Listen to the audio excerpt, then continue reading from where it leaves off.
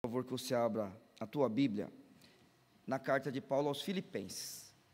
O que eu vou falar agora, eu disse outro dia, e quero repetir quantas vezes eu tiver oportunidade. Quando a gente está lendo um texto escrito pelo apóstolo Paulo, a gente está diante da maior mente do mundo antigo. Essa é a maior mente que temos no mundo antigo. Ninguém do mundo antigo que escreveu algo influenciou tanto, pelo menos uma parte do globo, como o apóstolo Paulo. Ninguém foi lido mais do que ele. Ninguém foi lido mais que o apóstolo Paulo. Além disso, se você pensar na existência dele e naquilo que ele escreveu, também ninguém tem a quantidade de cópias que o apóstolo Paulo, como escritor, tem. Não adianta. Pegue Homilíada, é aquela que é famosa, é Homilíada? Homilia? Ilia só? Ilíadas, né? Ah, então tá. Foi isso? Ilíadas. Pega isso aí, pouquíssimas cópias. Pega as coisas que Paulo escreveu, diversas cópias, diversas. Então nada é comparado a ele. Então quando a gente está diante desse texto aqui, você, que por acaso algum dia pensou quem eu sou, quem sou eu nesse mundo? Esse texto que a gente vai ler hoje é o texto mais magnífico de alguém que podia falar sobre si, tá? Não existe algo como esse que você possa ler. Eu sei que, claro, eu não quero comparar o apóstolo Paulo nunca ao Senhor Jesus. O Senhor Jesus, é claro que ele sabia muito mais quem ele era do que o apóstolo Paulo sabia quem ele era. Eu estou falando de pessoas como a gente, tá? Você não vai ver uma coisa como essa. E eu e você, que a gente é crente, a gente tem contato com esse texto, aí estamos jovens aí com a gente hoje, né? Temos adolescentes também. Você precisa olhar para isso daqui e falar, um dia alguém falou uma coisa como essa. O que é que eu vou falar se, por acaso, algo parecido acontecer comigo? No verso 12 do capítulo 1, a Bíblia nos diz: eu quero, irmãos, que saibais que as coisas que me aconteceram contribuíram para maior proveito do Evangelho, de maneira que as minhas prisões em Cristo foram manifestas por toda a guarda pretoriana e por todos os demais lugares. E muitos dos irmãos no Senhor, tomando ânimo com as minhas prisões, ousam falar a palavra mais confiadamente, sem temor. Verdade é que também alguns pregam a Cristo por inveja e contenda, mas outros de boa vontade. Uns, na verdade, anunciam a Cristo por contenção, não puramente, julgando acrescentar aflição às minhas prisões, mas outros por amor, sabendo que fui posto para a defesa do Evangelho. Mas que importa? Contanto que Cristo seja anunciado de toda maneira, ou com fingimento, ou em verdade, nisto me regozijo e me regozijarei ainda. O meu objetivo é chegar aqui hoje, mas eu gostaria de continuar, porque sei que disto me resultará a salvação, pela vossa oração e pelo socorro do Espírito de Jesus Cristo, segundo a minha intensa expectação e esperança, de que em nada serei confundido, antes, com toda a confiança, Cristo será, tanto agora como sempre, engrandecido no meu corpo, seja pela vida, seja pela morte, porque para mim o viver é Cristo e o morrer é ganho. Mas se o viver na carne me der fruto da minha obra, não sei então o que devo escolher. Mas de ambos os lados estou em aperto, tendo desejo de partir e estar com Cristo, porque isto é ainda muito melhor. Mas julgo mais necessário, por amor de vós, ficar na carne.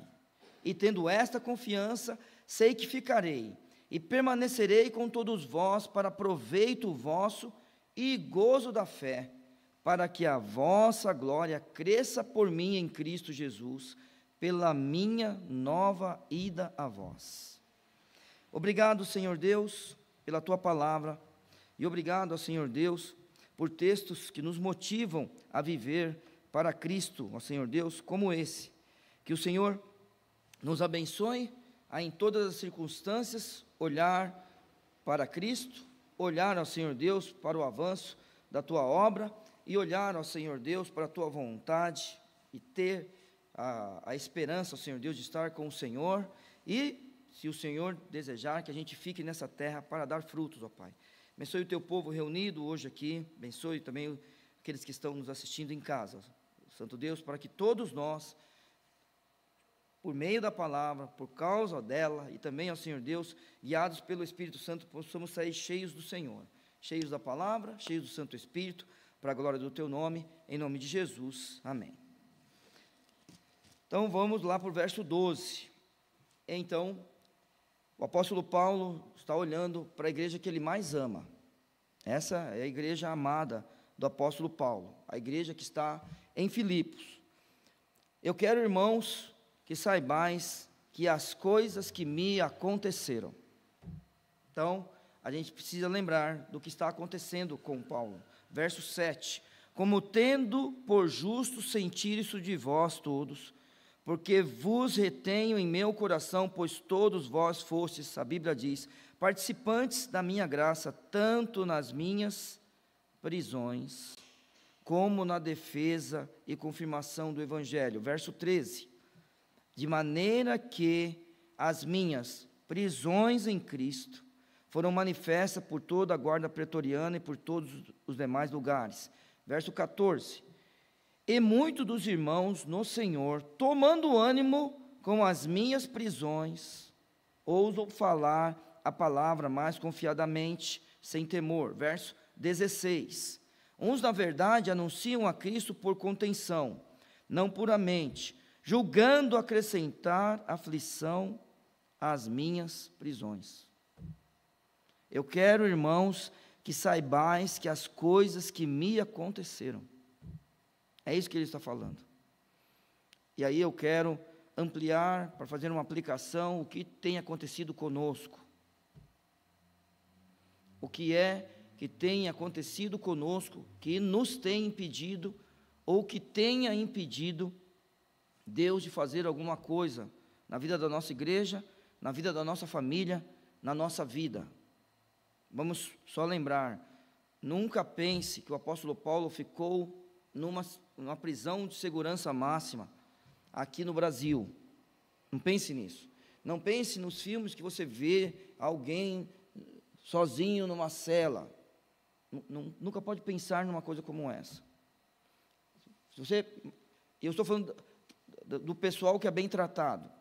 Vamos imaginar, irmãos, eu nas minhas idas ao presídio, eu já tive momentos de pregar com uma cela cheia e as pessoas aqui, ó, desse jeito aqui, ó.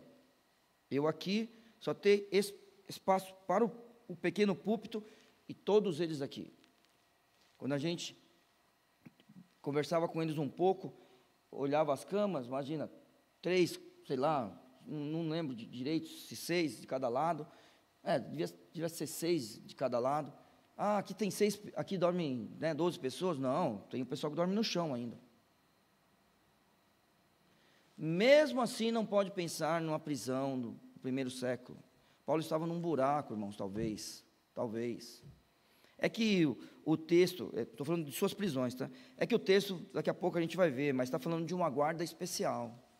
Então, talvez, estava vivendo de uma forma melhor. Mas, de qualquer forma, precisamos sempre pensar. Não existe humanidade nessa época, tá? A gente tem que pensar que todo mundo é digno, mesmo que a pessoa fez a pior coisa, de acordo com a lei, ela é digna de não sofrer, tá? Bom, mas aqui a gente não pode pensar nisso. Prisão no primeiro século. Prisão com o objetivo de matar. A gente a gente tem que olhar aqui, por exemplo, o verso 20, segundo a minha intensa expectação e esperança, de que em nada serei confundido, antes com toda a confiança, Cristo será, tanto agora como sempre, engrandecido no meu corpo, e ele diz, seja pela vida, seja pela morte. Prisão com o objetivo de matar, muitas vezes, tá? É assim que ele está. Mas mesmo desse jeito, esse homem fala aos irmãos lá, que tanto ele ama, eu quero, antes disso, que tanto ele ama e tem fé, que vai vê-los de novo, para que, verso 26, não precisa ir lá não, para que a vossa glória cresça por mim em Cristo, pela minha nova ida a vós. Isso aqui é o apóstolo Paulo, tá? Que ele tanto ama e espera vê-los, tá? E quero, irmãos, verso 12, que saibais que as coisas que me aconteceram, ele diz, contribuíram para maior proveito do evangelho. Então vamos lá. Você tem algo a fazer nessa terra. Se você for preso, eu tenho algo a fazer nessa terra. Se eu for preso, olha só o que esse homem está falando. As coisas vão andar bem com aquilo que eu faço, ou vão andar mal? Vão andar bem, ou vai ter algum obstáculo? Este homem aqui, ele está falando que ao ser preso, não foi colocado nenhum obstáculo para que o evangelho avançasse. Então é o apóstolo, é aquele que organiza todas as coisas, é aquele que, imagina, está pregando, alguém cai e ele continua pregando, a pessoa está lá morta, ele vai lá e a pessoa ressuscita.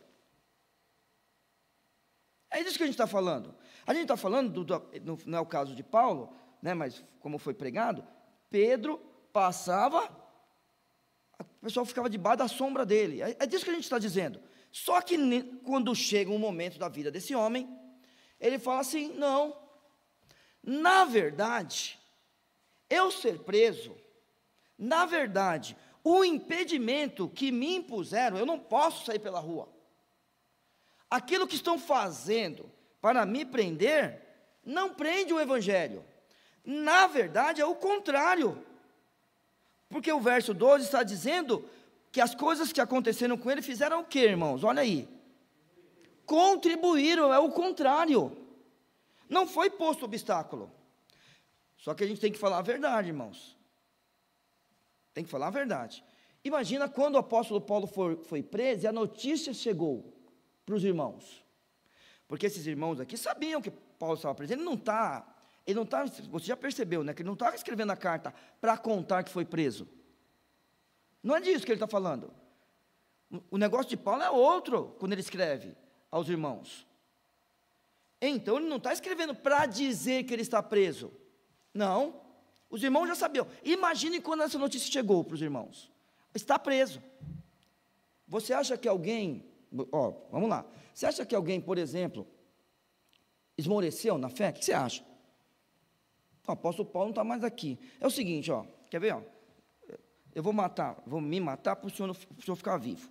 Então, o pastor nenhum morreu. Talvez vai ter gente que vai falar, não, peraí, quer saber, eu vou para outro lugar. O senhor sabe disso aí. Pastor Viana, não vou matar o senhor não. Vai viver no interior um pouco. Pastor Viana foi, não vou para a Europa, foi para a Europa, vivendo na Europa, e ele me maneando um pouquinho. Vai ter gente que vai falar, pastor Viana não vai mais. Aí o apóstolo Paulo diz o quê? Nenhum obstáculo foi colocado ao evangelho. Sabe por quê, irmãos? Porque o avanço do evangelho não dependia dele. E isso é lindo, porque nada depende da gente. Aquele negócio que a gente sempre fala aqui em Vila São José. Se eu não fizer, outro fará. Mas não é bom eu, tá? Hein? Estou falando eu assim, cada um de nós, tá bom? Não é bom eu estar? Porque eu sempre digo para os candidatos a batismo, né? Se você quiser fazer alguma coisa, esteja presente. Ué, se eu precisar tirar aquelas cadeiras ali, hoje, para quem eu vou pedir? Para a gente. Joia? Não é? É para a gente que eu vou pedir, porque a gente está aqui.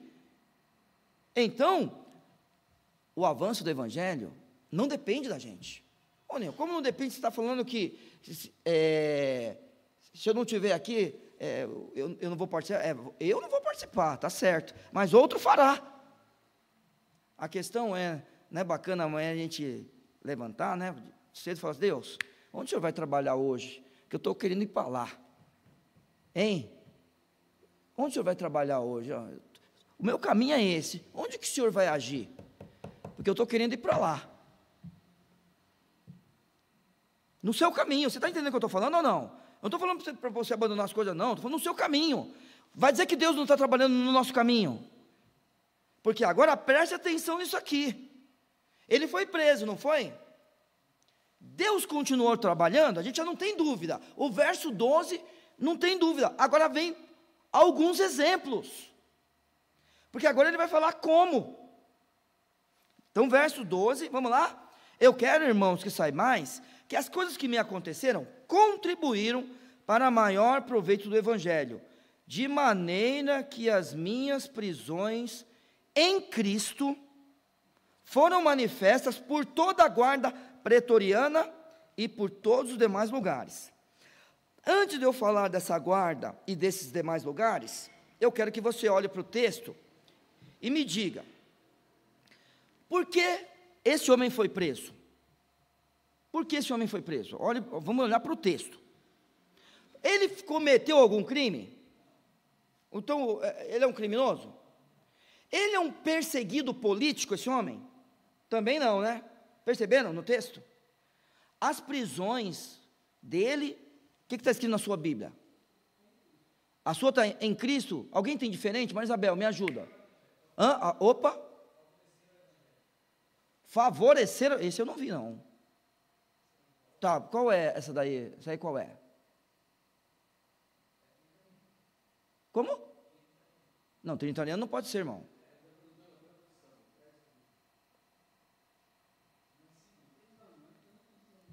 Não, eu estou perguntando, é NVT, é NVI, NTLH,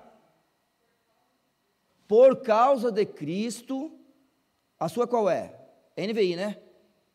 Isso. Então, por que ele foi preso? Porque ele era um cristão. Foi por isso que ele foi preso. A sua está falando que ele foi preso para o quê do Evangelho? Não entendi, irmão. Fala de novo, Wellington. E o subtítulo, me perdoa. Eu não entendi. Eu me perdi na mensagem. É o subtítulo que você leu? Agora eu vi, a prisão de Paulo favorece ao Evangelho. Por que não me avisaram, irmãos? Por que vocês não me avisaram que o irmão estava lendo o subtítulo? E eu estou aqui pensando, mas que tradução é essa daí que eu não estou entendendo? Que eu vi algumas traduções.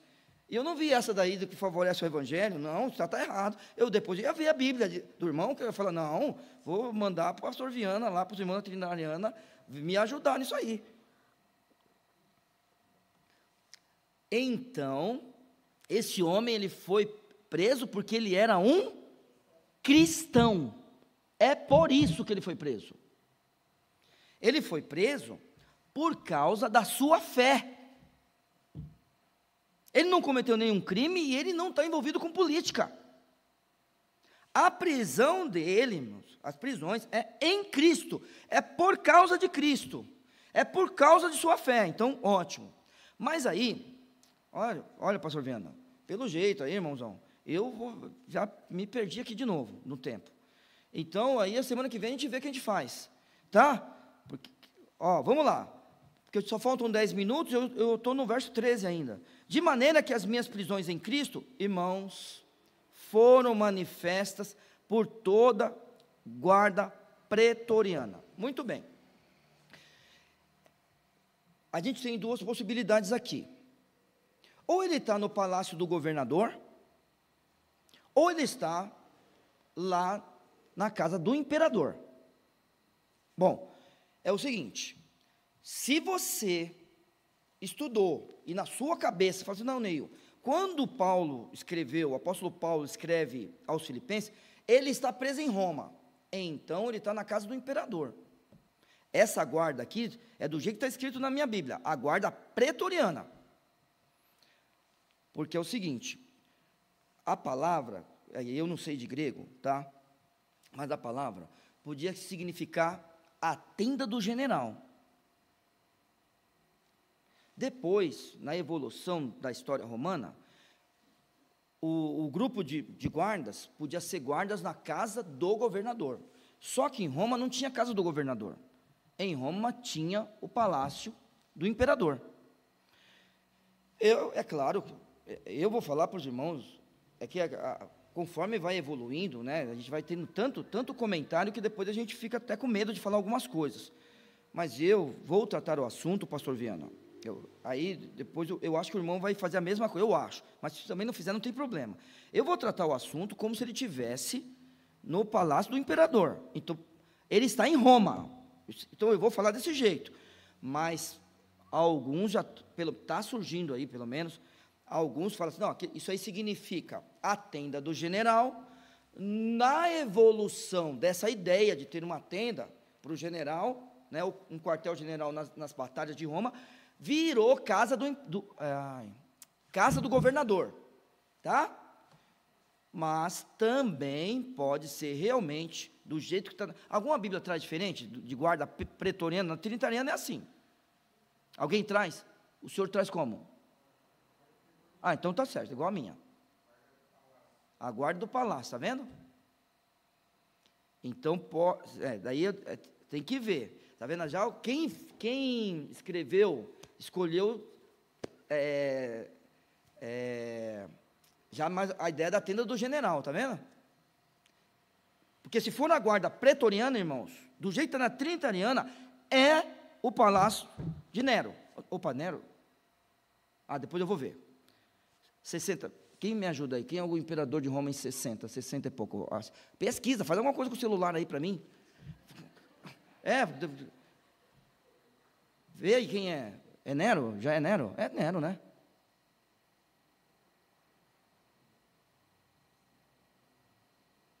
Ninguém conseguiu? Tudo bem.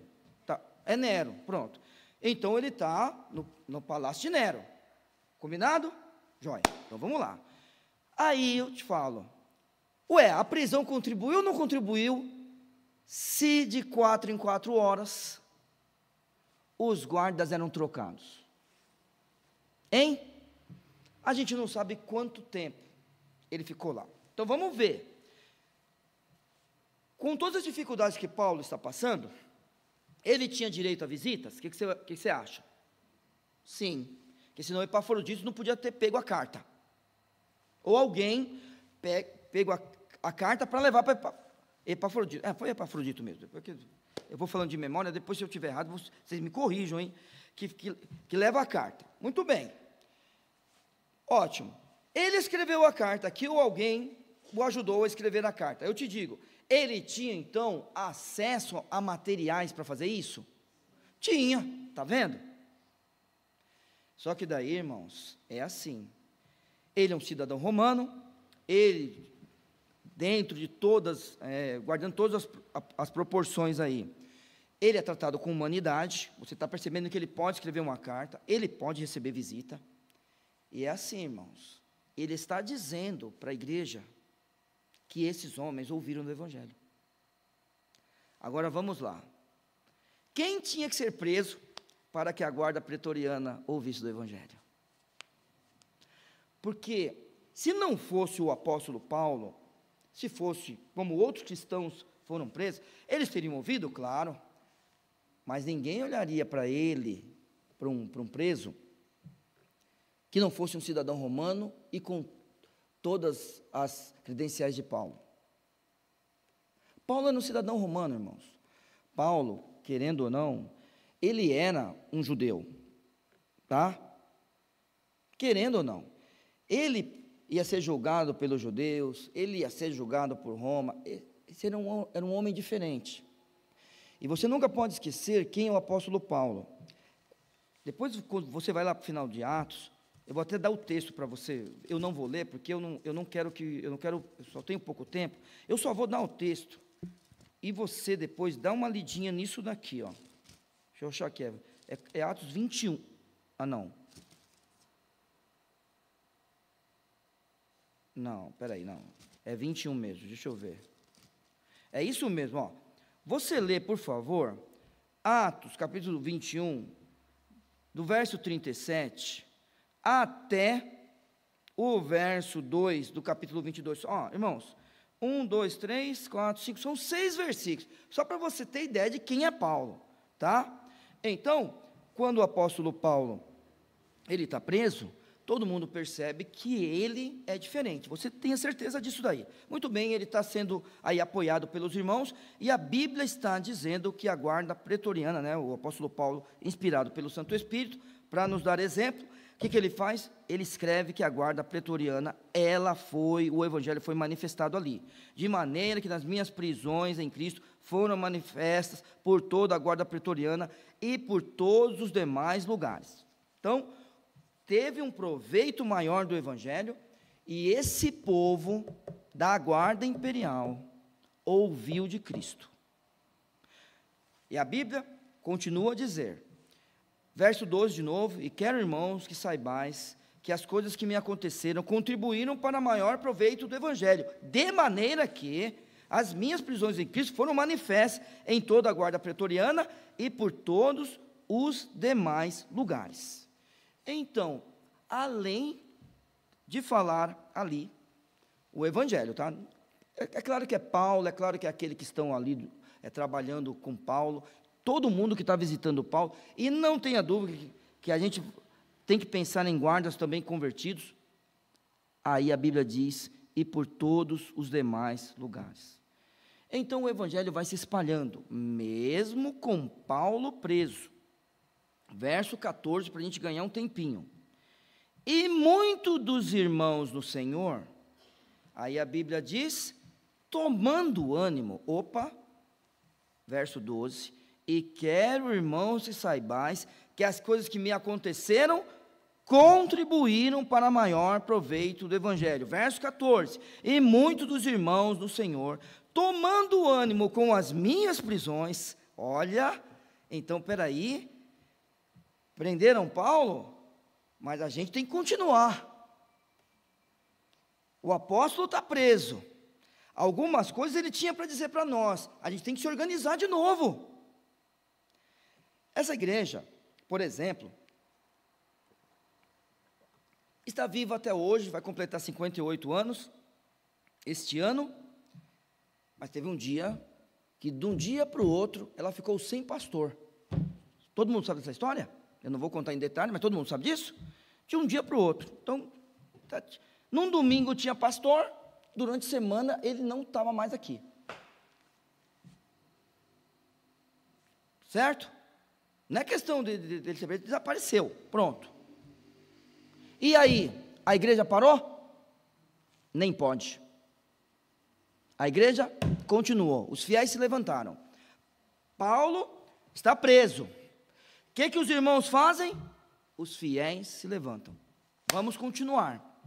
E aí a Bíblia fala assim, ó, eles tomam ânimo com a prisão. Eles tomam ânimo com as prisões. As prisões não afetam o cotidiano da igreja. As prisões fazem com que eles orem mais? Sim.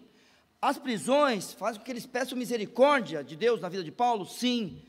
As prisões fazem com que a igreja avance, porque as portas do inferno não podem prevalecer contra a igreja. A igreja ela precisa continuar, ela precisa avançar. A gente não é retaguarda, irmão, sabia disso? A gente é vanguarda, a gente está na frente. Esse é o nosso papel, é estar na frente. Então o que acontece? Os irmãos tomam ânimo, os fiéis se levantam, e a Bíblia diz, ousam falar a palavra. Ousam. É bom ou não é essa palavra? Não, a palavra ousam aqui. Você está percebendo o que está acontecendo na vida deles, né? É uma ousadia continuar.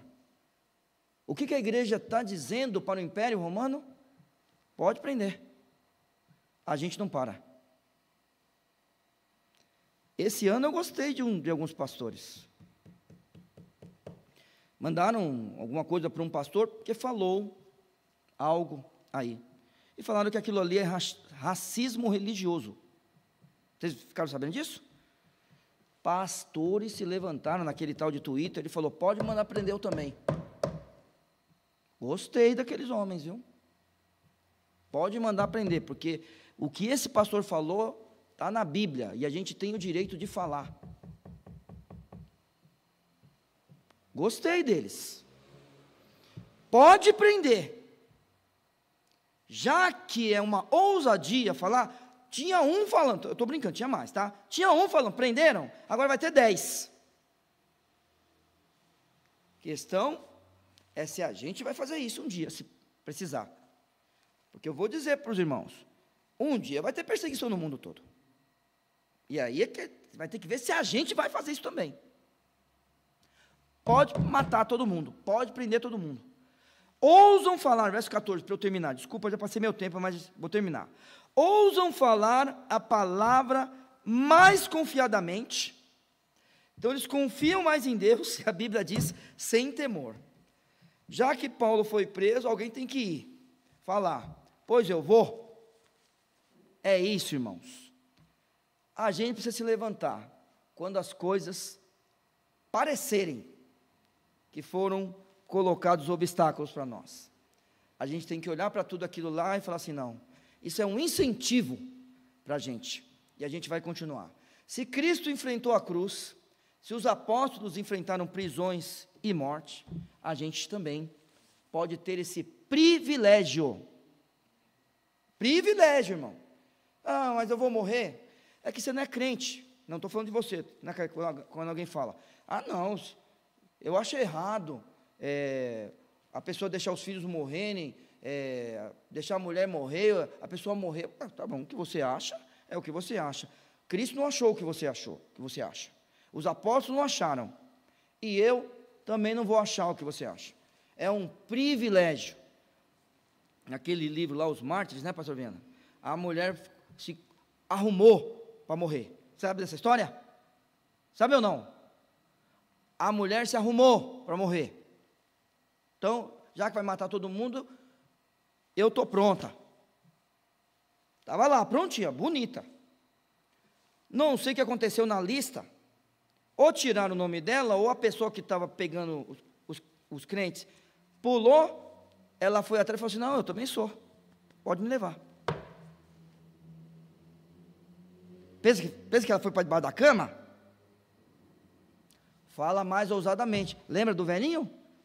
Policarpo de Esmirna? Não precisa amarrar. Eu não vou fugir. Pode para fogo. Eu não vou fugir. Não precisa me amarrar, ele disse. E não morria. Fogo e ele lá.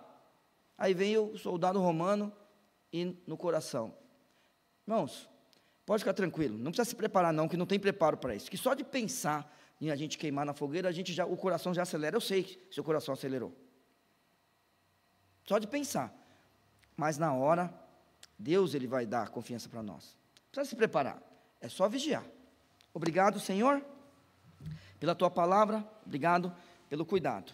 Abençoe a Igreja Batista de Vila São José e os Teus servos, ó Senhor Deus. Que o Senhor nos use para Te servir e para Te glorificar. Em nome de Cristo Jesus. Amém. Deus abençoe. A igreja está bonita hoje, hein? Olha, que joia. Velhos tempos, hein, pastor Viana? Mais de 40 pessoas hoje. Os irmãos de casa, um abraço. Deus abençoe.